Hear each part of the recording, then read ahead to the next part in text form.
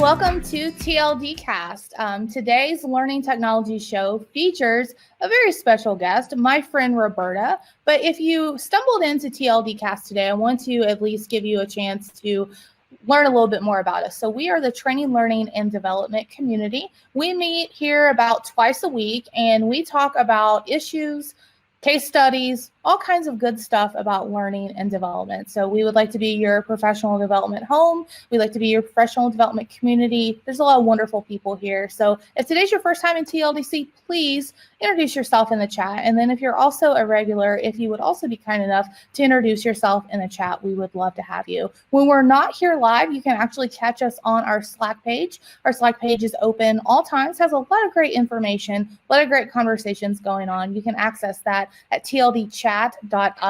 Thank you, Luis. He is on it. So again, today I have asked Roberta to come because first of all, Roberta is awesome. So if you don't know Roberta, you need to know Roberta. And I met Roberta on Twitter, and the thing that kind of piqued my interest about Roberta is this little thing, I call it the dark art of task analysis.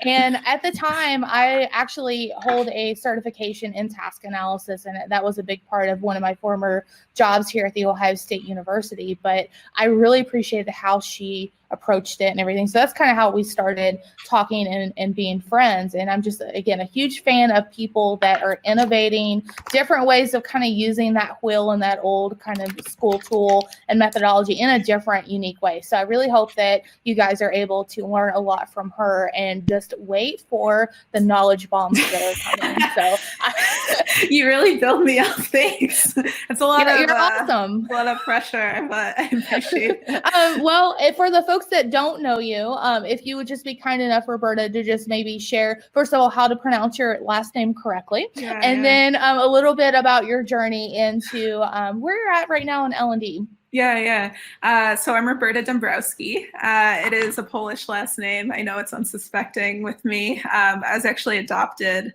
so that's why it's Dombrowski. But I've been in L&D. I like the time frame changes. I say over 10 years, just because I got my official start back in undergrad. I was doing supplemental instruction programs with first-year students and teaching them study skills and all about content review and stuff like that to prep for exams. When I finished undergrad, I went into product and SaaS, and I did service desk for a while, and then slowly transitioned into owning a knowledge base and knowledge base articles, and then that morphed into creating e-learning videos, and then I ended up doing learning experience design and creating actually in product learning experiences. So I created like onboarding experiences. I did embedded performance support within our software platform. And then about last year, I actually transitioned into product management at a learning company. So it's been a lot, all jam-packed in like 8 years. So. No, it's really interesting because you have just a little bit, whoops, I don't want to be big on screen. You have just kind of this interesting journey because I think a lot of people don't really think about that product management piece when it comes to traditional learning. So do you care to talk a little bit more about the companies, because you were at Pluralsight, I believe, a little bit ago, and then now the company that you're at, just maybe explain a little bit more about what learning function looks like, because I think that's really unique as well. Yeah, so I've jumped around at a few different companies. My first really L&D role that I consider L&D was an associate instructional design role, and I was at Aspen Technology. And with that, the L&D, it was still a part of like our product team, and we offered training workshops on our software platform. So at that point, I was doing instructor-led training materials, all of that for in-person training. I switched over to the predictive index for about 4 years. And with that, learning was actually embedded onto our product team. So we had instructor-led training classes, we had e-learning videos, we had performance support solutions and all of that. So my way of thinking about L&D has always, or learning has always been from a product perspective. And when you think about it, a product is really something that you're imparting to a user or a learner. It's an experience. And so that's really influenced my learning experience design perspective when it comes to learning as well. And then currently I'm at Pluralsight, which is a technology skills platform. So we teach IT developers, engineers how to learn coding skills and stuff like that.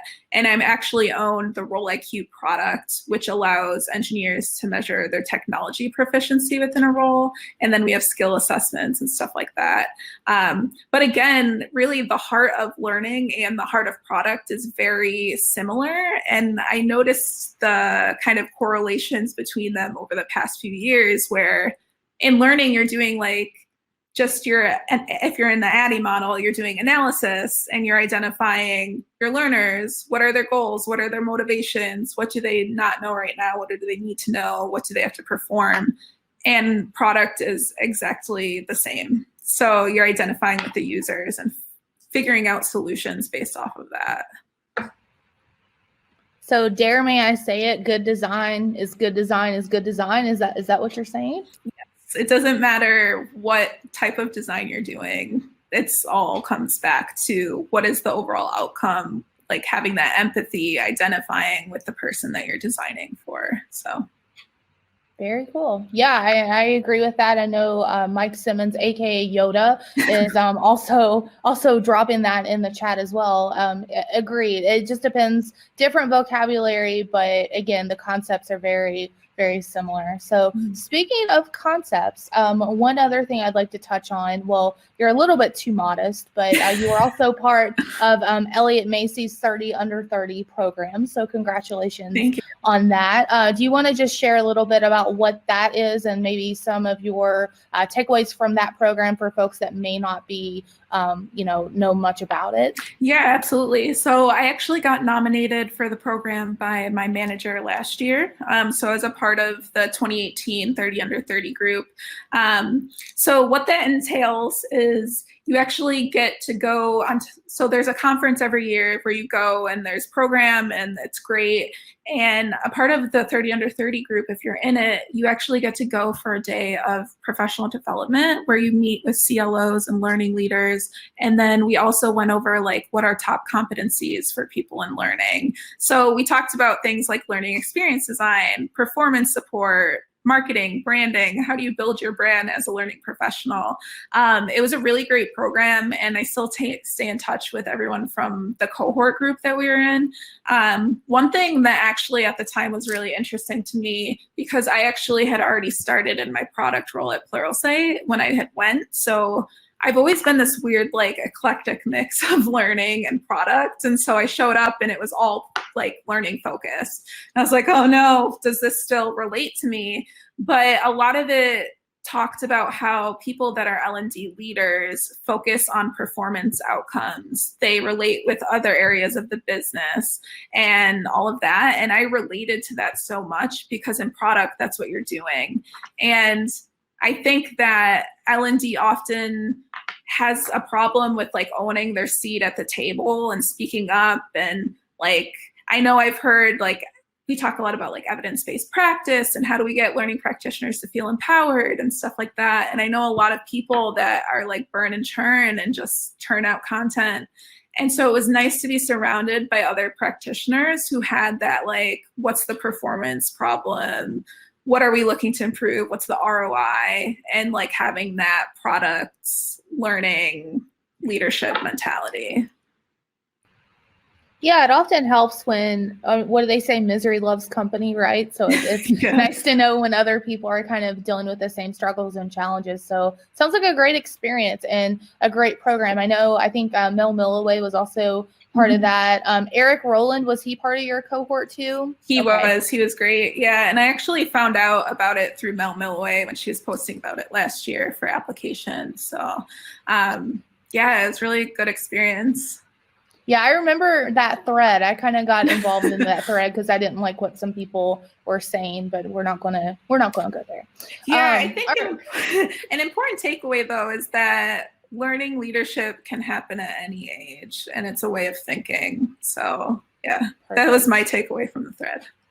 Yeah, absolutely. Learning leadership can happen at any age. I think that might be one of our golden nuggets for the day. And we haven't even got to the main event yet. So before we talk a little bit more about task analysis and how you use it in your process, I want to have you kind of highlight a little bit about your experience at Boise State, because it sounds like you got a lot of great experience, obviously, on the job, but you did feel the need to go ahead and get extra education on Boise State. So do you care to walk through a little bit about that program? Was it a master's? Was it a certificate? What were some of the things that you did in that program for people that may be interested in it? Yeah, so I was looking at the time, I was doing instructional design production. So I was doing, my background is really in media arts and technology. I studied publishing, graphic design.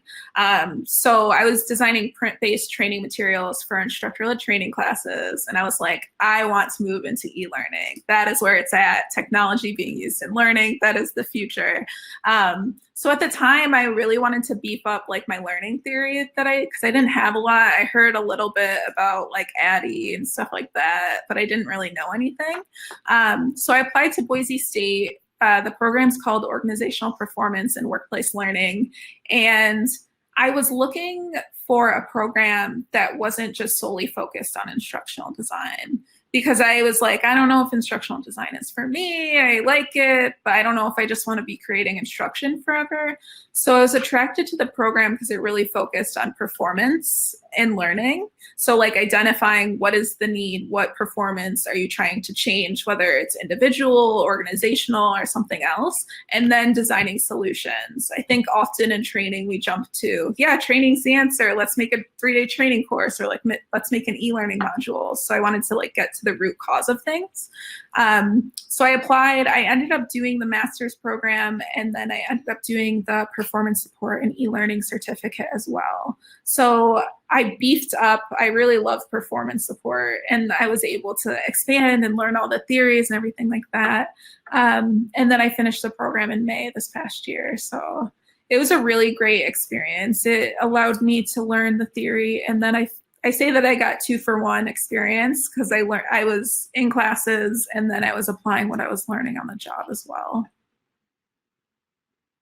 Love it. Love it. Love it. And I love the fact that it sounds like you did get a lot out of it with that learning theory. I will definitely echo, also being a student, that those are kind of one of the advantages, I think, of those academic programs, is you do really get beefed up in the, the different theories or whatever. But huge accomplishment, super easy to say that you're doing that while working, but also very difficult to execute. Mm-hmm. So certainly respect that. It's very hard. My dream in life is actually just going to school full time, because even in undergrad, I was doing like 3 jobs at once. So I just want to maybe that's my retirement plan someday, just like getting my PhD or something. Well, that is a benefit of working at a university. You usually get some kind of a tuition benefit. So shout out if you are a learning junkie. Universities need good people like you. So just throwing that out there. All right. Yeah. I have put a question in the chat. This is an opportunity to pick your own path today. I cannot say the other version of that because I did get contacted by that company to take down some of the material that I was putting out for a previous presentation. So I'm calling it Pick Your Own Path. What do you all want to see first when we talk about the task analysis? Do you want to see the old school or the new school version first? So nobody's responding, so I hope people are still with us. But basically, I think as we're kind of waiting for that to come in, how about we talk a little bit about just the generalization of task analysis? And I'll start with you, Roberta. How did you first kind of find out about it?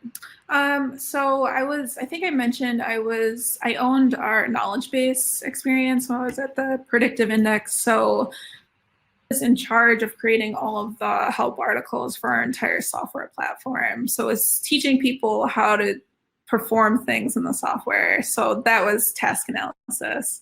I ended up actually going to an information mapping training at the time, and they talked a lot about task analysis and breaking it down. And then in my master's program, we went over it too.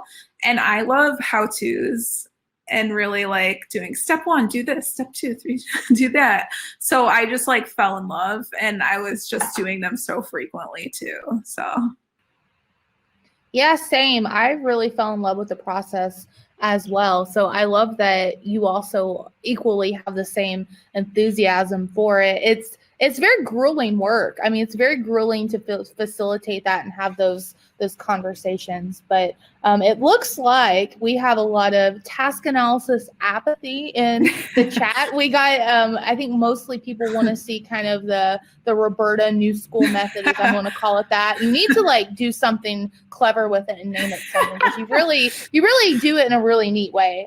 So what I'll do is, it looks like there's more emphasis. People want to see that version first. So what I'm going to do right now is I'm actually going to share a project that Roberta worked on. I think that was during your time at Boise State. And we're going to do kind of like a director's cut, if you will, kind of go through it. She's going to talk us through kind of the process. Please, as we're going through, use that ask a question feature. Get your questions answered from Roberta if she's not addressing them, because she really wants to kind of share kind of those experiences with you. And wait till you see it, because it really is the cat's meow. Sorry, I'm a little bit cheesy. You know, I love cats though. So I do too. I do too. All right. So cool. Let me scroll back up here. And then take it away. So tell us a little bit about this project, and just kind of guide me on where you want me to click and what you want me to do. Yeah. So I did this project as a part of my master's program with Boise State. At the time I was taking an advanced instructional design class, and it really focused on switching from ADDIE to like learning experience design. So with that, you focus more on empathy, you're doing design thinking and stuff like that. So if you scroll down, we ended up working with the Idaho Humane Society. So what it is it was training for cat shelter volunteers. And usually the audience is just showing up at the cat shelter whenever they have time and they want to contribute somehow. They're usually taking adoptees, like applications. They have to assess whether people are ready to adopt and stuff like that. So what we ended up doing, we were actually provided with a lot of the analysis documentation already. So we had like interviews, observations, stuff like that already. My group went over, we divvied it up between us. We ended up creating like a mission statement, which is really starting with that mission vision work.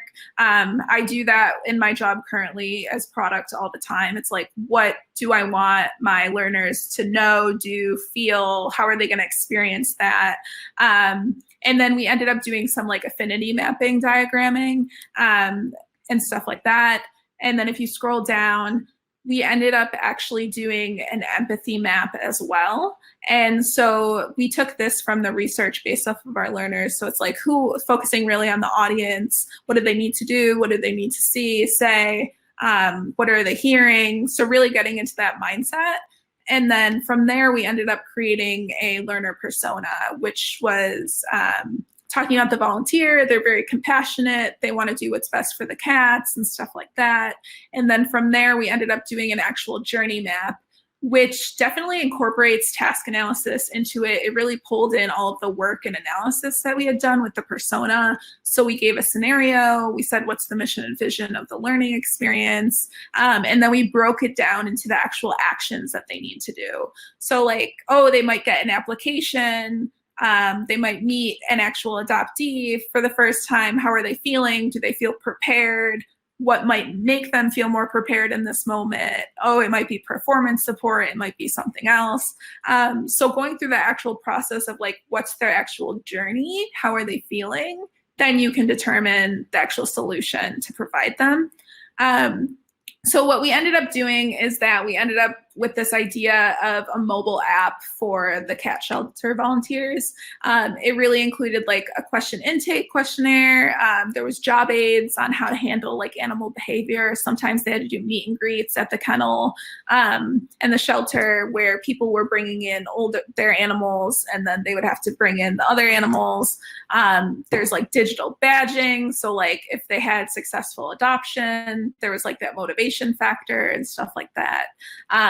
So it was a really great experience. It was kind of the first time I really did like a learning experience design approach in my work.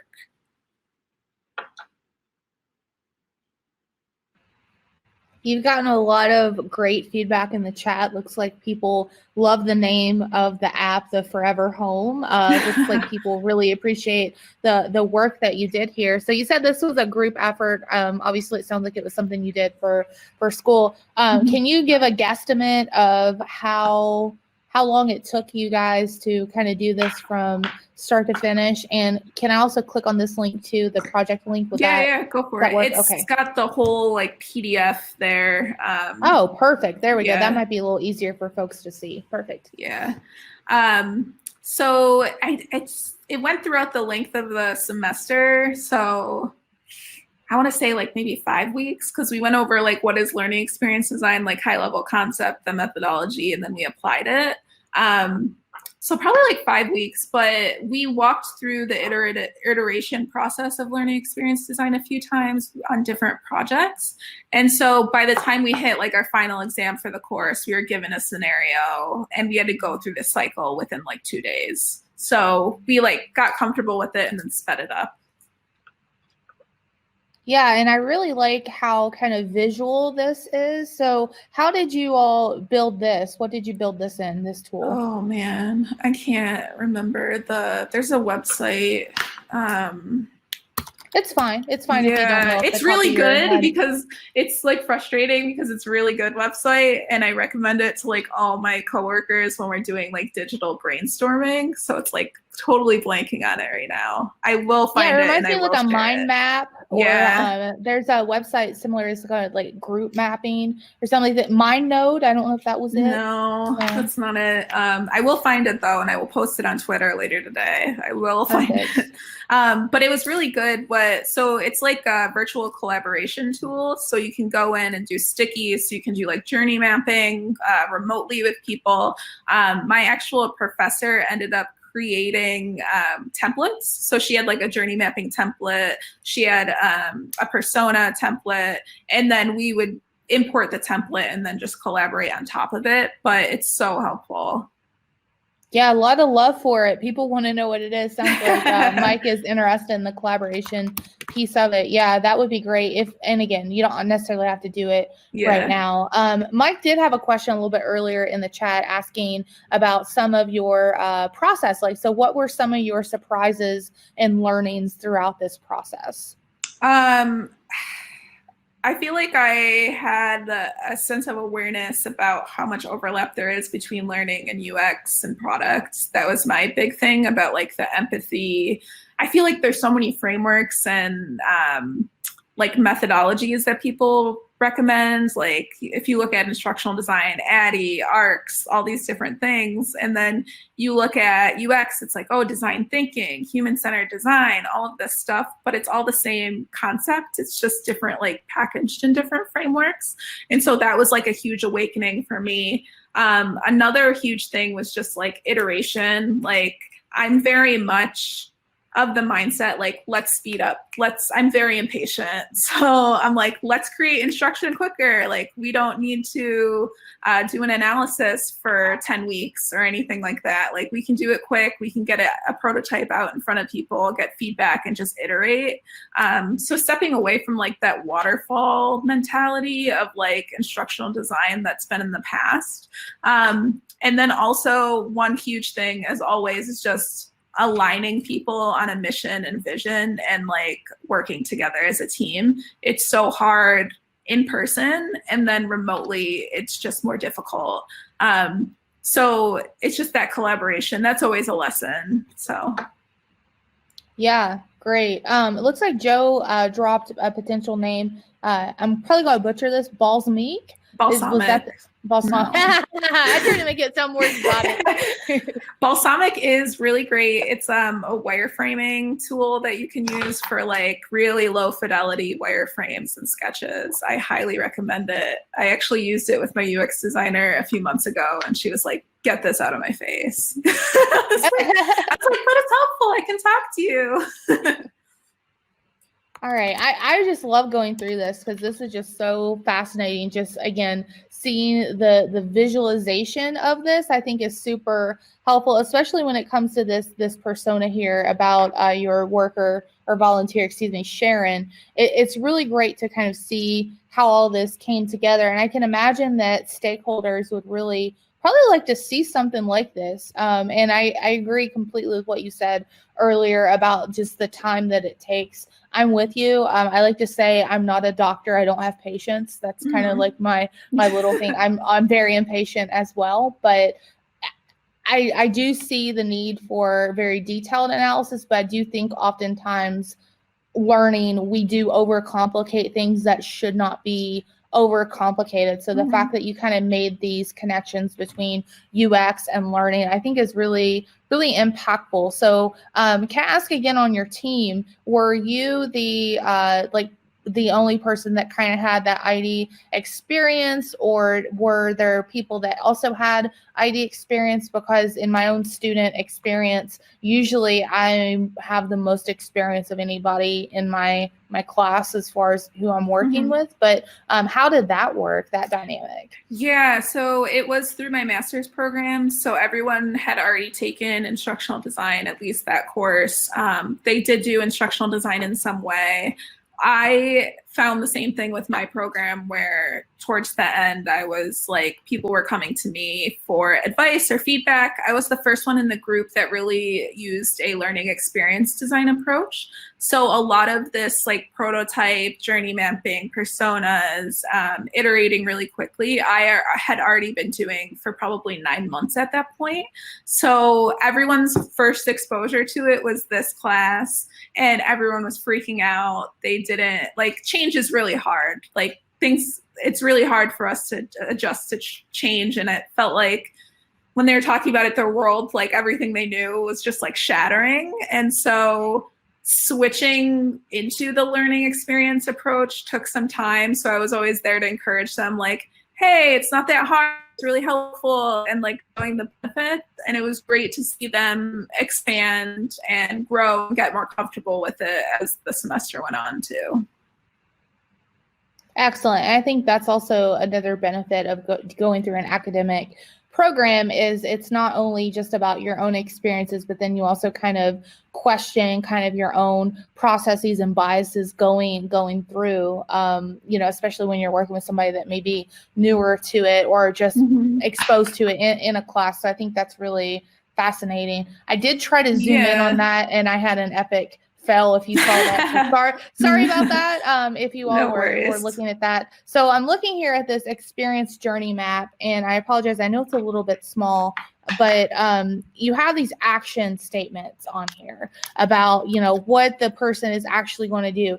In this regard, is this more of kind of the task piece of it, or throughout this whole kind of iteration, kind of going back to our task analysis, where does that fall in this project? Yeah, I would say there was a few different places where we did it. I believe there was a portion where we actually talked about like, what are the actions that people have to do? We ended up, I'd say the biggest part that there's actually a task analysis involved would be the journey map portion, because it talks about actions. So it's like, hey, Sharon's spending her, you're like creating that story, right, around it. So individual steps. So you're saying, all right, they're spending an afternoon at the cat shelter. They're volunteering. They've been asked to help with adoption. They don't know how to do it. How are they feeling? The next step would be like, oh, they need to complete onboarding so that they can be a volunteer to help adoptions happen. That's the action that they need to take. So like super high level. Next step, they're engaging with an actual adoptee. They need to assess the adoptee's interests. They need to just like look at their application, decide if they're a good recipient to adopt someone and all of that. So I would say those actions portions are the down deep task analysis. Gotcha. And again, I can't get over just how graphically clean this is and easy it is to follow. And again, I apologize if you all can't really see it on the the video. I went ahead and put the link in the chat. Thank you. Too, so. Thank you. Didn't know if you wanted that shared or not. So No, it's fine. Everything on my site can be seen. I do put a caveat that I'm in the middle of rebranding my personal website. So it'll be coming out early next month. So there's kind of some old and new mixed in there. All right. I want to ask you another question about this particular process. So this is perfect scenario, perfect client, academic, you're kind of in that little bubble. What's this look like in real life for you? Are you still working with your team to develop things at this level of detail, or what does that process look like? How did this translate from academic to your own practice? Yeah, I'd say one great example is my role as a product manager now. So as a PM, I'm responsible for the mission and vision of my product line. So at Pluralsight, that's Role IQ. And with that, I have a team of about 6 developers. I have a UX designer. I am really discovering and identifying product problems. And then I will I imagine like clay. I will craft this problem statement and give it to my UX designer and my team. And then from there, we figure out solutions for it.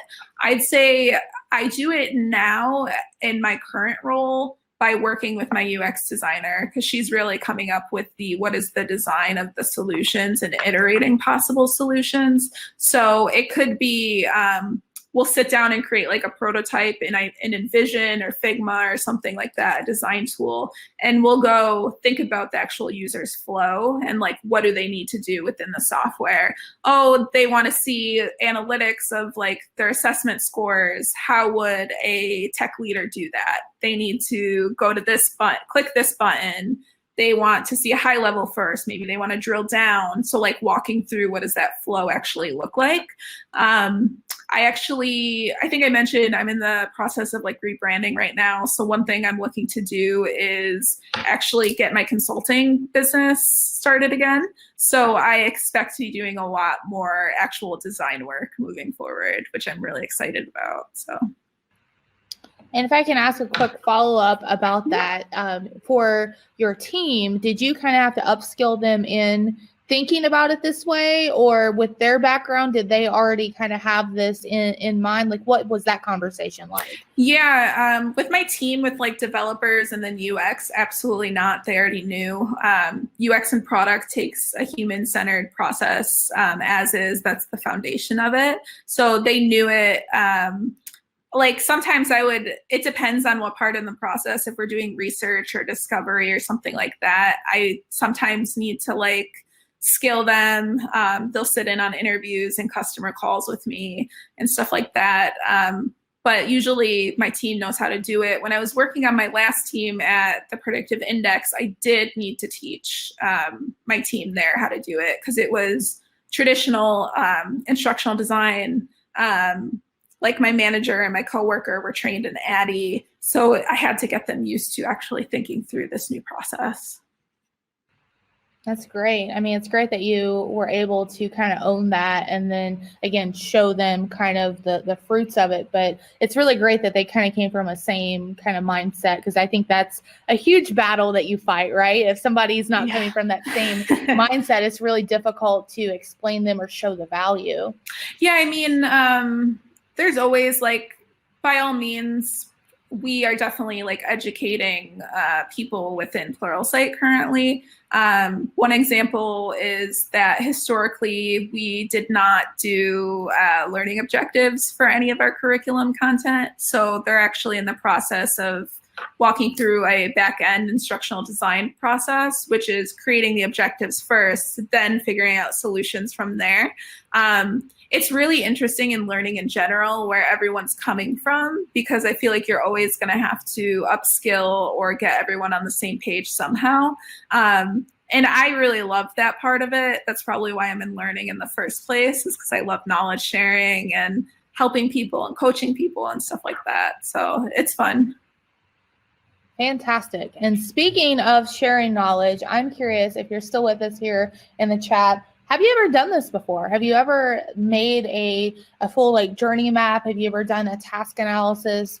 Feel free to share kind of your processes, because I'm sure we can all kind of learn from that together. So if you're just joining us again, we're talking about task analysis, and we've kind of went through a great example Roberta has on her website. She was kind enough to share the PDF if it's something you want to dig a little bit deeper into. But what if you're like, oh my gosh, this is way too overwhelming. I don't even know how to kind of get started with this. I have a little bit more of a more simple way to get started, if that's something that you all would kind of like to see. But again, it is not as pretty as this lovely stuff that Roberta has made. So again, feel free to dive into that PDF. And as I'm going through, please, Roberta, interrupt me. Anybody in the chat, interrupt me as I kind of talk through the task analysis that I'm currently working on here as part of my work. So let me go ahead and share that. Hello, Alex Godinez. Nice for you to join us.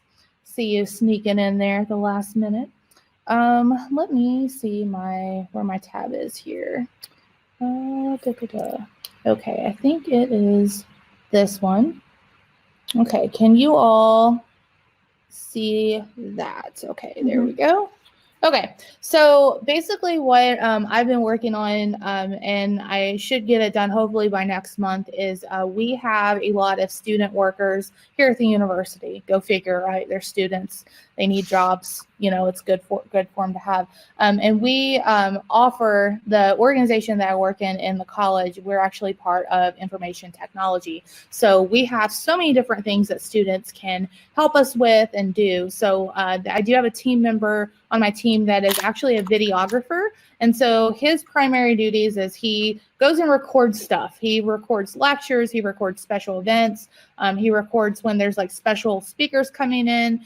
So, you know, Joe Biden was here, I think, a year ago. I think he might have something to do with that. So basically special events, recording, whatever, but he's only one person. And so a lot of times we do have students that kind of help with that. So what I've been doing is I've been doing this task analysis in order to figure out how a student could assist and what that looks like. So again, very simple, just an Excel sheet. Again, the actual task is serving as a main or backup camera operator, and this is for on location or event recording. We have a separate one if they're doing it in the studio. Always like to ask how long it takes. So typically he doesn't do more than 2 hours per recording. It's a very special circumstance if it's over that. And a couple of things, the way to approach it is I just want to kind of go through these headings first. So first of all, I'm asking, what do you do? Like, how do you get to that? So what is the step-by-step approach in order to serve as a camera operator? The next one would be the performance criteria. So how do you do it? What does good look like as a camera operator? How am I knowing that I'm doing that particular step correctly? What are the materials that I need in order to do that step correctly? What are the skills and knowledge I need to do that step correctly? And a lot of times this can also be institutional information as well. Is there a certain way that, the video needs to be set up, that kind of thing? Safety. So could you get injured doing this, taking stuff? Our campus is huge. We don't have golf carts or transportation for our staff. So they're walking it. You're carrying this stuff and they're taking it all across campus. So that's a concern. What are some of the behaviors that they do in order to be successful in this step? What decisions should they make? So what are the things kind of running through their mind in order to know that they're doing that step correctly is some of the questions. How do they know that they're doing it correctly as far as how are they answering those? And for me, the most essential, and Roberta, I want to get your feedback on this too, is this errors column. So I call this the Goofy McGoof. Mm-hmm. So how am I going to screw it up for you? How am I going to mess that up and make mayhem in your day for that particular day? And a lot of times that's really critical to get from a subject matter expert, because a lot of times everything's so automatic for them. It's really difficult for them to step back like, oh yeah, when I was new, I always took the wrong equipment, or I never checked to take the battery pack or something like that. So calling those out is, I think, super critical in order to get a really nice kind of encompass of that particular task. Do you do the errors piece too, Roberta? So this approach that you have done is one that I learned in my instructional design class. So we had the traditional instructional design class, and then we had an advanced one that went over like the iterative process. We did do the errors in the first class, and I do think it is important depending upon the subject that you're actually doing a task analysis for. So like one example might be like medical care or something like that. You're gonna want those errors and incidents, and like it's higher risk. But suppose like I'm putting together an IKEA chair or something like that, it's more lower risk. So with that, like the step-by-step might be, or like more simple, a task analysis might be better suited in that environment. So I think it depends on like the subject that you're doing. Yeah, for sure. I totally agree with that. And yes, I already cautioned the audience that this is definitely a dark art / old school way of doing it. But with my time, very limited time that I have to get this done, for me, this was kind of the best way to at least approach it, because maybe I shouldn't say this, but we don't really have a knowledge management system in my department, and that scares me. I mean, something could happen to where, something happened where somebody got another job, or they're no longer with the organization. All that institutional knowledge walks out the door with them, and if it's not captured somehow, how are you supposed to set standards and continue to grow as a team and make sure, to your point a little bit earlier about making sure everybody's kind of upskilled? It's very difficult to do that without a system in place. So that was kind of like one of my main motivating factors for that. Another one too is we also have a large population here at the university of students with special needs. So they may have varying levels of disabilities and whatnot. So having this, we're able to potentially partner with the organizations that have students with disabilities who are looking for a job. We may be able to offer them a job with something like this, so they know specifically what is needed in that particular job in order for them to successfully do it. And it also helps us set up a potential accommodation if that's something that they would love to work for us. And I'm really hoping, kind of my big goal of this is I really would love to get some of those students in our unit and be able to provide them jobs and experience in our group. So that's awesome. Very cool.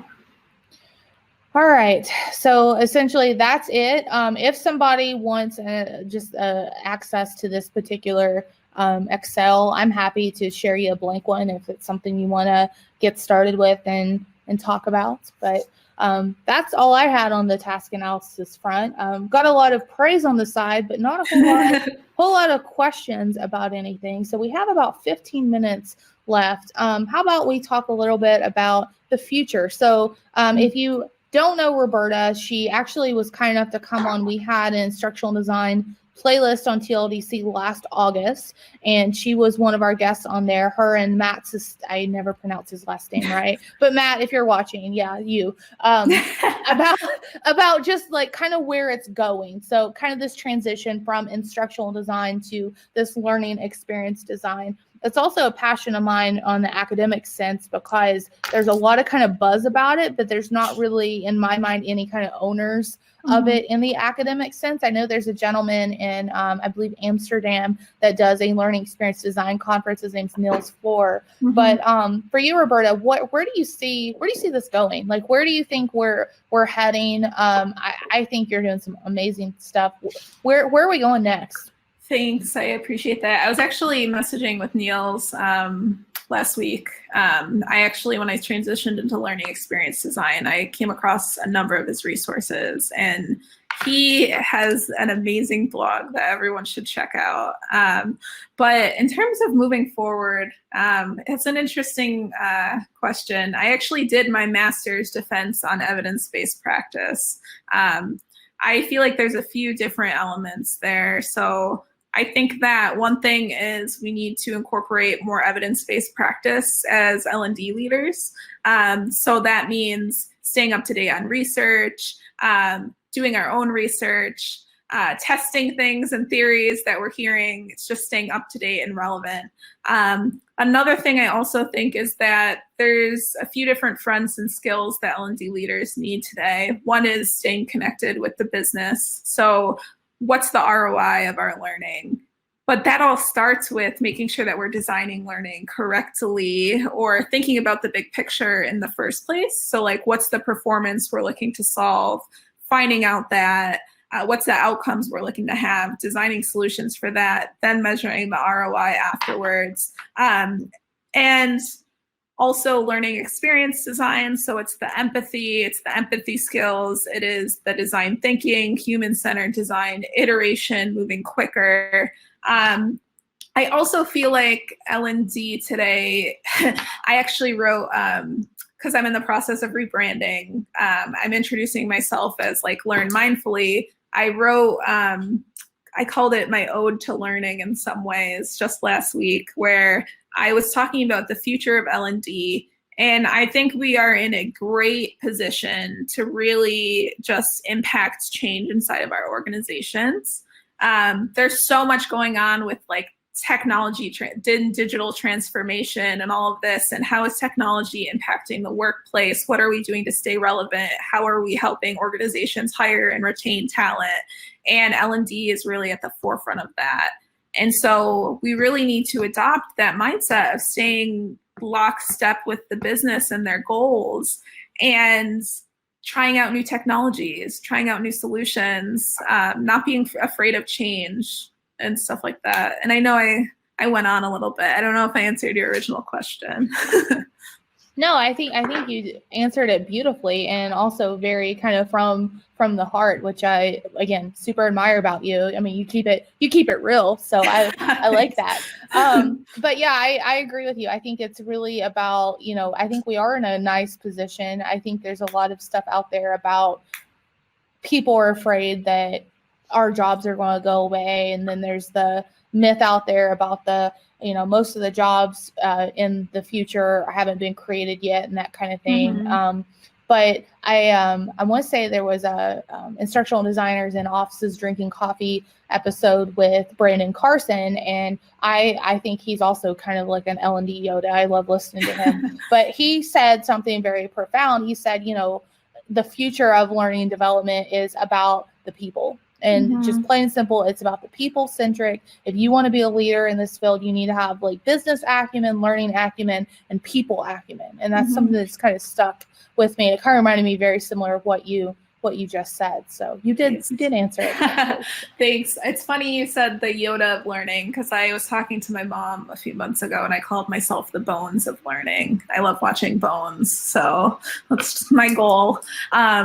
But yeah, it really is just like getting down to the root cause of what's going on and then supporting the organization to get there. And about the, technologies taking over our jobs and stuff like that. Like, I work at a technology learning company. We're designing training for engineers and developers to stay relevant with their technology skills in the workplace. And I can absolutely tell you that our job in L&D is not going anywhere.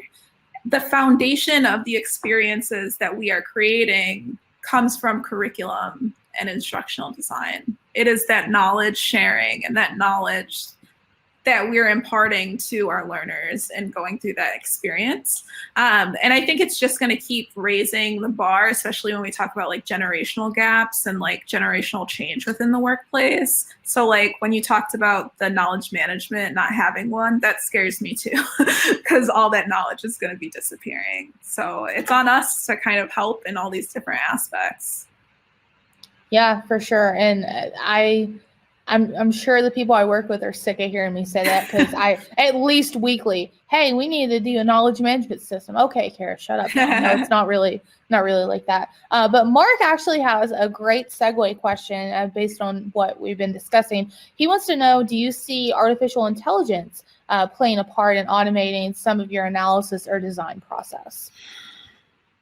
That's an interesting question. I mean, we're doing, I don't know if I would call it, I guess, AI and machine learning.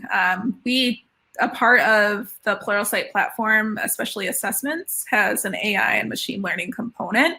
So learners can come in and take our skills-based assessments and learn about their gaps, their strengths and weaknesses within a particular technology skill, and then be automatically recommended learning content. So I think that AI and machine learning can help personalize the learning experience, but I don't see it kind of taking over the analysis phase, because analysis is so empathy based and it's that human connection and the research. I haven't seen AI perform research yet. I might not be as up to date with as much of the technology, but that really is balancing like the empathy and the quantitative research. So I see us owning that. Yeah, there's a certain conference that has a keynote of Sophia the robot coming up. So I think that is pretty interesting as well. So it's interesting times. I think that thing's still a little bit creepy, but I still want to get a selfie with it, so don't judge me. But it should be interesting to see kind of what happens in the next 5 to 10 years. So I can't believe we only have 10 minutes left. I mean, it's just kind of flown by. So you've talked a lot about kind of journey mapping, empathy. If this is something that's kind of newer to somebody, do you have any good places for people to get started if they want to dig a little deeper on these different concepts? Yeah, I actually have some blog posts where I specifically talked about moving from instructional design to learning experience design. I will post that link right now. I actually, in the article I just posted, I take the holistic view of talking about ADDIE, and then I go into learning experience design and I compare the two. One thing that I really love is Connie Malamed. I attended her design thinking, learning experience design workshop last year at Learning Solutions, and she really walked through the empathy design phase and stuff like that. So I highly recommend her blog and her website. She's someone who I've been kind of stalking since I got into L&D, and I was so happy to meet her in person. I do have my website where I post resources, and I'll be writing more. I'm obsessed with the e-learning guild as well. They're always posting all of their research, all of the recordings from their previous conferences and stuff like that. So there are a ton. And then Niles Floor, again, he has a great blog as well where he posts all about learning experience design. Great resources. And I'll also make a plug. If you're doing something and it worked, share it. Period. Because you just don't have a clue if you share something, how it could definitely impact somebody. It could be something that person needs to get over the hump. I mean, I feel like we're kind of all in this together. So if you have resources, if you had a neat way of doing something, share it, because if that wouldn't have happened, ladies and gentlemen, I wouldn't have met Roberta. I didn't see her lovely stuff on Twitter. So I'm just putting that out there. Yeah, and I'd say not only if it is working, really, I'll digress here, but really the heart of product management and the heart of learning experience design is really taking this experiment approach, right? So as learning designers, we're identifying a problem, we're coming up with a potential solution. We don't necessarily know it's going to work, and we release it out there. And so approaching that as like an experiment and seeing how it goes. And sometimes like we release something and we're like, oh man, that had 2 people view it, like the just level 2 analysis, level 2 evaluation, not good, it's not doing well. And then you iterate on that. And so I urge everyone out there in L&D to share their successes and failures. I don't believe in failure. I believe in everything being an experience and learning opportunity. So I urge others to take that perspective as well. I love that. I'm the same. I call them areas of opportunity. Yes. Not failure. So I'm completely with you. Another question kind of popped up as we're chatting. When you are building out kind of these empathy maps, learner journey experiences, that kind of stuff, how do you kind of validate that? Like what was that process like? Do you usually get like a bunch of SMEs together? Do you run it through management? Again, if this is something that's kind of newer to people, what does that process look like as far as like the sign off goes? Yeah. So I guess one important thing to note is that the journey map or the persona or the empathy map, it is not the final outcome. It is a design. It's just a piece of design work as you would have a task analysis or doing like your big analysis document. It's an artifact of the process. And so I'll talk a little bit about my current role in product management. You mentioned how I love doing iterative design work, iterative learning experience design. I am also crazy and I love doing in-depth analysis. So I actually spent about a month and a half doing learner analysis for learners of my product. It is a beta product. It just came out. Well, not a beta product anymore, but it just came out last year in August. And so we released it to the wild. We were tracking ROI. We were tracking like how are learners actually receiving this product? Are they engaging with it? Are they enjoying it? How are they using it? All of these insights. And so I conducted probably over 100 interviews over the past like 9 months. And so this was in addition to features that we were building out. So it wasn't like I was pausing for 9 months straight and doing just solid interviews. It was on top of everything else. And so we did that. We looked at quantitative research, seeing like what are the actual clicks, how are users navigating through the software platform. And then we ended up creating a journey map to see how they, like, it was an artifact of what we were learning about from all of our interviews of what the experience was like. What do they like it? What are additional opportunity areas for the products to move into? What other resources can we give them? And then from that, we looked at the opportunities column of like the journey map. We started to iterate and design more features for the product. And then we tested those as experiments as well to see how they had done. Are learners enjoying the learning experience more and stuff like that? So that's kind of how we use it now. One last question, because again, my mind is just racing. Have you ever thought about doing a workshop on this or something like that? Great segue. Yeah, so I'm in the process of actually rebranding as I'm calling myself Learn Mindfully.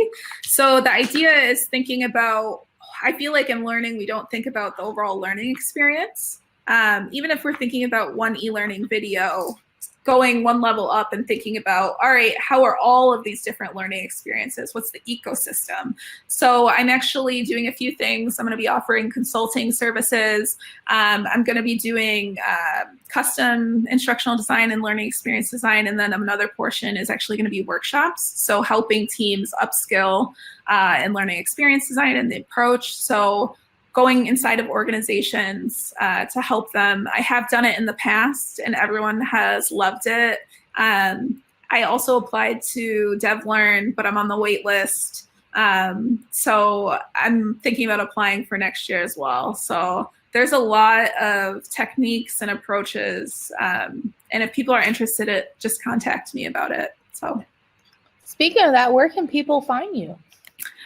So my personal Twitter is Roberta Media. I am rebranding as Learn Mindfully, so I just posted the personal link there, and it has links to everything there as well. So, yeah. Fantastic. Any last questions before we close out today? This is kind of your fire warning, if you will. This is the last chance to get a chance to ask Roberta a question, but thank you so much. As you're building this, please feel free to keep us posted here at TLDC. We'd love to see that process come together. I'm sure there'll be people in this community that would love to also give you feedback and that kind of stuff. I mean, count me in. I'm more than happy to help you with that. It's just absolutely fascinating. I really appreciate it, and thanks for having me.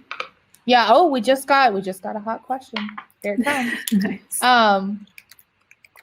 Okay, Mark says, how do you spell Connie Malanja for empathy? Connie Malamed. I guess today is like make Cara sound silly day.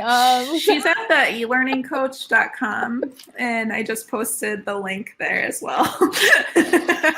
Connie, if you listen to this, please just it was both Dominique or something like I know.